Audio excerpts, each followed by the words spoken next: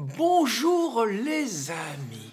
Hier soir, bien que n'ayant pas la télévision, je me suis débrouillé pour regarder sur le blog d'Éric Zemmour à partir de 21h l'émission de CNews Face à l'info où il était opposé à François Asselineau. Alors je dois dire que je me régale quand je le peux, j'ai pas toujours le temps, mais j'essaye de prendre une demi-heure pour regarder un petit peu la richesse de ces débats.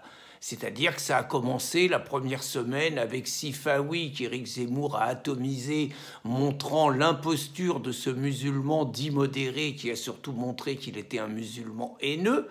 Je me suis beaucoup amusé quand j'ai vu Éric pulvériser BHL et sa suffisance et lui mettre le nez dans le caca en lui montrant que le réel lui avait toujours donné tort et que depuis, je ne regarde pas toutes les émissions. Mais j'ai pris du plaisir à le voir débattre avec Madeleine, réellement, sur un débat de fond, état de droit, démocratie, avec Longuet sur l'état de la droite, avec Bilger sur la justice, et là j'avoue que j'ai jamais rien compris à ce que vous racontez Bilger, avec Christian de Saint-Étienne sur l'euro, et là, débat d'un haut niveau, respectueux et tout, pas de tabou, vraiment du haut niveau, avec le professeur Maffesoli, alors là c'était planant, un peu philo, tout ça, là, je vous cache pas que j'ai pas tout compris, mais que c'était quand même intéressant, avec un historien dont j'ai oublié le nom sur Napoléon, et avec le professeur Henri Peña-Ruiz sur la laïcité, version Peña-Ruiz, qui n'a toujours pas compris qu'on peut être laïque que sous le christianisme et pas sous l'islam, et qui préfère l'islam au christianisme. Donc, des débats de haut niveau qui d'ailleurs se traduisent immédiatement, c'est-à-dire que CNews aujourd'hui, dans la tranche d'Éric Zemmour, est passé devant BFM TV, est passé devant LCI, il tire un peu dans la même catégorie, et que tous les jours à peu près, Éric améliore ses résultats.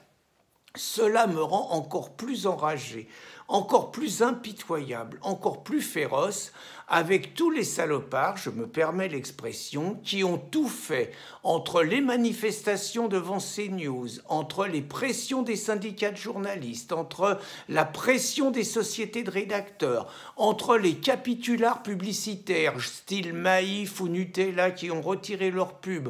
On a vu une pression, sans oublier le CSA qui l'a balancé, ni plus ni moins au procureur. On a vu une véritable pression de tous ceux que j'appelle les néofascistes, la plupart du temps de gauche, qui ont décidé que moi, Français, je n'avais pas le droit d'écouter Éric Zemmour, même si eux n'étaient pas d'accord avec ce qu'il disait, moi, j'avais pas le droit de l'écouter. Et ça, moi, ce type de facho, réellement, je ne supporte plus. Alors, donc, je reviens sur le débat d'hier soir avec Asselineau, débat qui promettait d'être passionnant et qui a été passionnant, mais surtout révélateur. Révélateur, j'ai envie de dire, sur le masque de François Asselineau qui, pour moi, est tombé.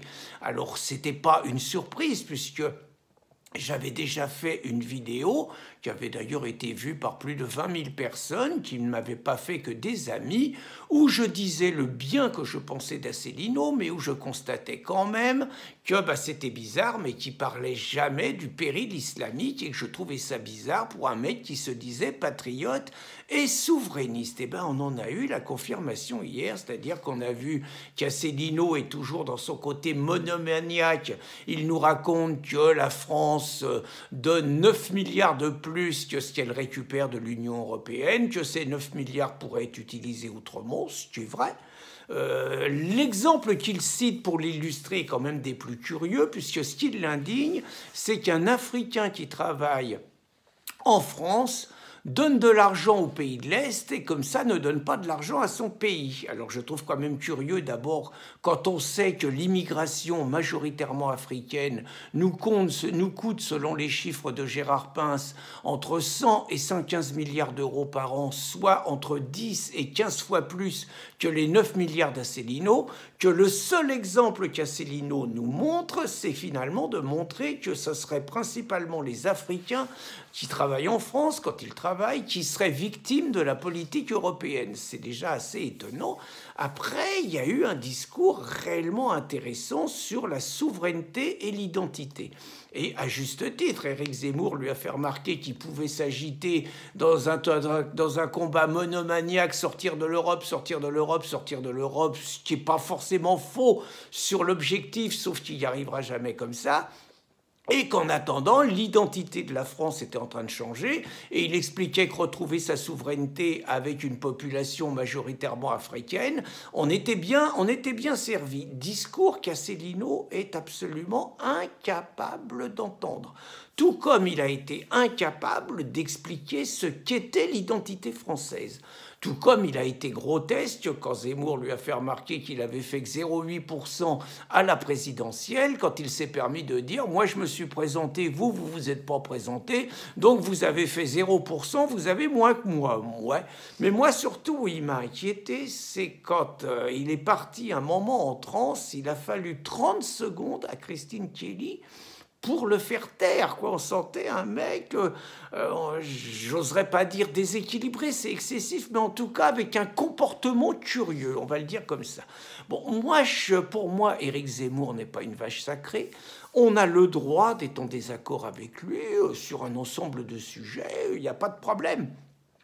Là où pour moi il y a un casus belli, c'est quand on utilise contre Éric Zemmour le langage de l'ennemi, quand on se prétend patriote, le langage de l'ennemi et le langage des gauchistes. Or, là où pour moi Asselineau s'est grillé à jamais, c'est quand il a accusé Éric Zemmour de quelque part faire le jeu du pouvoir en agitant un chiffon rouge prétendument sur les problèmes liés à l'immigration et les problèmes liés à l'islam. Il a estimé que le voile, il a expliqué que les accompagnatrices voilées et tout n'étaient que des problèmes secondaires qui étaient agités par le pouvoir et relayés par Éric Zemmour, parlant d'un chiffon rouge qu'on agite devant le taureau.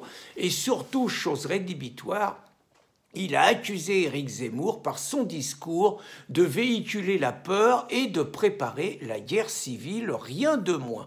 Du Soral, du Mélenchon, du Macron, du collabo, de l'islamo-collabo, réellement à visage découvert, quoi.